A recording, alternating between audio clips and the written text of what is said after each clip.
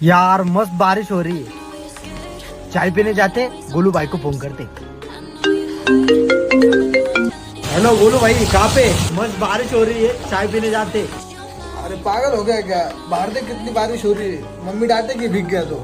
चल रहा है। नहीं रे फोन भाई, मम्मी डांटेगी यार। अरे चल ना, गरम गरम पकोड़े भी खाएंगे। पकौड़ी? ठीक है भाई, लेके जाता हूँ। आ जल्दी।